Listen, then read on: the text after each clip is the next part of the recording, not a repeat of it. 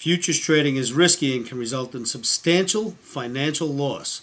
Never put a futures position on without a stop-loss order in place. Good morning, good afternoon, good evening, traders from all around the world. Welcome to Short-Term Trading Live with Oscar. Whoa, Friday, did you see that S&P? Well, bam!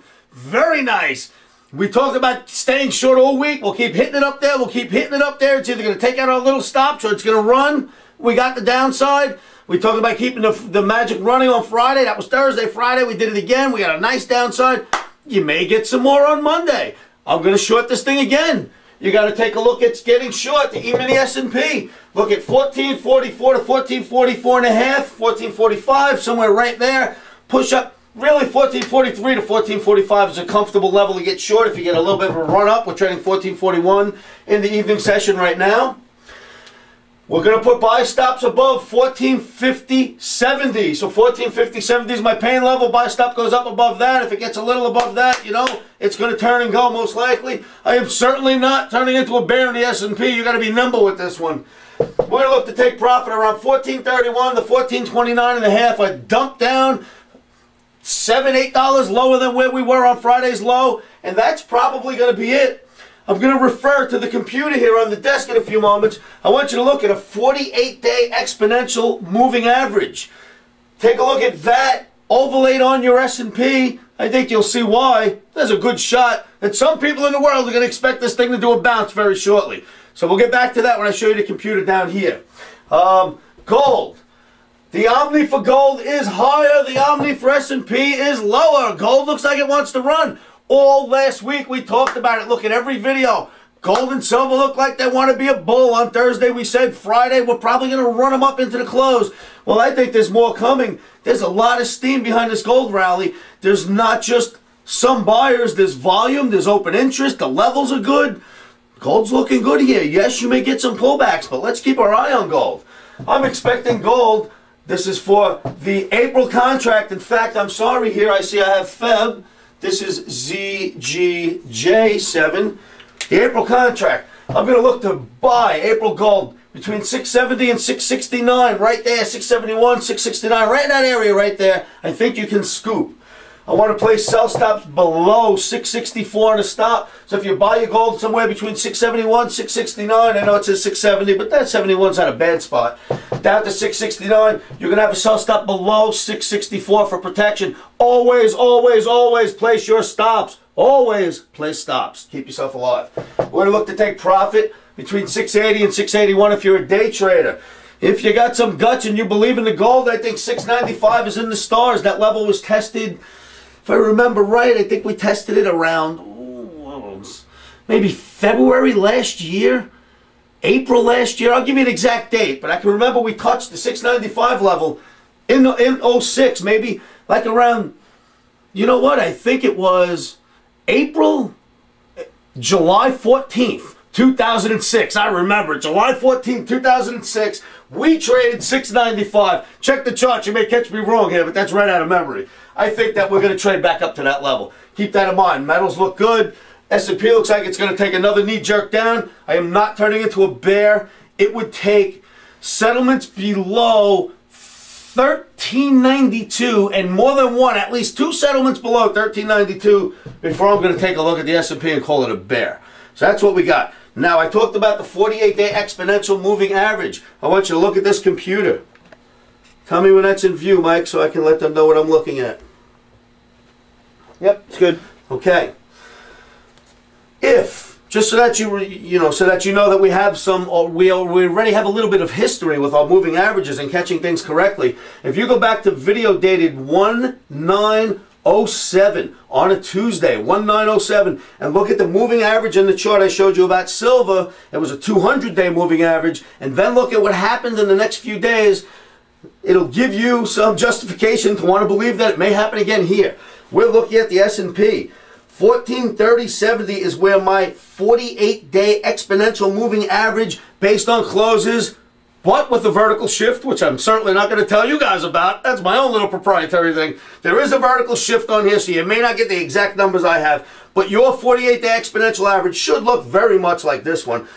Overlay that onto your S&P chart, and you tell me what you think. I say if we hit that average, we'll hold that average, and we'll rally out of the hole, and a whole new crew of buyers will come into this market. My opinion only. I usually trade repetition. It's the easiest way. Keep it simple, stupid, KISS. Well, if that's not simple enough for you, then nothing that I know is. So let's keep our mind on that. Keep our eyes on that, and we'll look to see if it works in the next few days. So that takes care of my my little average that I work on all sorts of different averages with different shifts, vertical, horizontal, based on closes, based on middle averages. So you never know exactly what I'm looking at. So I don't know if you'll be able to reproduce that yourself, but you should be able to get close. Place your orders right now. I think gold is very close to the 670 buy level. So get your orders in there in the ZGJ7 so your orders are working electronically.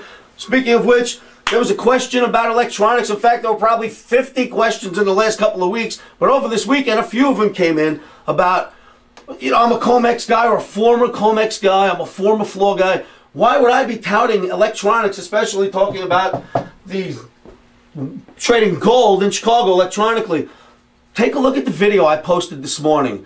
I believe I titled it, "Can You Hear the Beating of the Drums?" You'll get my answer to that. It's a quick video, but you'll see my answer. So many emails came in, I just thought I'd give my answer. Doesn't mean that you shouldn't trade those exchanges if that's what you please. If you have friends down there, by all means.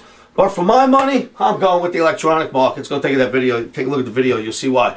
Okay, if you're at my YouTube site, which is www.youtube.com/futures analysts. Hit the subscribe button so that you'll get my videos as soon as we are finished filming and editing. Tonight, if you had already hit the subscribe button last week, in about 10 minutes, this video is coming your way. You can email me to get on my Flash Updates database. Flash Updates, as I say, evening after evening, are essential for me to give you a flash and tell you, hey, take that order that you got at 1450.75 and let's move it out of the way because I think something else is happening. I send those out throughout the day constantly, sometimes late in the evening, sometimes early in the morning. But generally, I got my eye on your trades, on my trades. I'm watching everything going on, and I send you flash updates so that we're all in the loop together. You can call me at 718-351-2266. If you don't want to do it by email, talk to me there. We'll see what we can do. Traders, good luck. Keep your eye on that 48-day exponential with the shift. I think you'll like it. Is there anything else I wanted to talk to you about?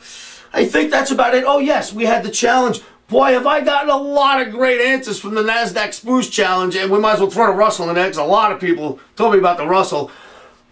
98% of your replies happen to be right in line with my own findings. I'll reveal those findings tomorrow. I think it's simple. It's probably the same findings most of you have found. A few people thought otherwise, and a few people thought neutral, but a large portion of you feel the same way I do about the analysis. We'll take a look at that. Also, I'm going to do some work on that corn because, hey, we came down. Remember that flag that we talked about? I illustrated it. We had this, we had this recent flag pole, and then we had this little flag building, and now corn came down here, did not really get too low, and has already headed back up. I'm going to take a good look at that over the next couple of days, especially tonight. I want you to look at it too. Corn put in a low and came running back up. That's very interesting, very interesting. I'm not giving a buy rec yet. I need to look at it, but keep an eye on that one. I think S&P, as I said, as far as a week is concerned, you know what I think for tonight and tomorrow? For the week, I say knee jerk down, right back up. Don't get caught on the short side of this thing. Couple of quick days and then back to the upside. Gold, I say same thing. Opposite sort of. Gold should run up, hit the 690, 695 zone, run out of some buyers there, and come back down for a breather. That's my weekly thought. Maybe we'll get it, maybe we won't. Don't kill me if I'm wrong. Stay with me on the dailies, though, because that in and out stuff is where we make our money. Good luck, traders. Have a great day, and we'll see you tomorrow. Futures trading is risky and can cause substantial financial loss. We do not claim or guarantee that you will profit from the information provided. That being said, I am a 24-year seasoned trader on and off the floors. This is how I've made my living for many years. Good luck trading.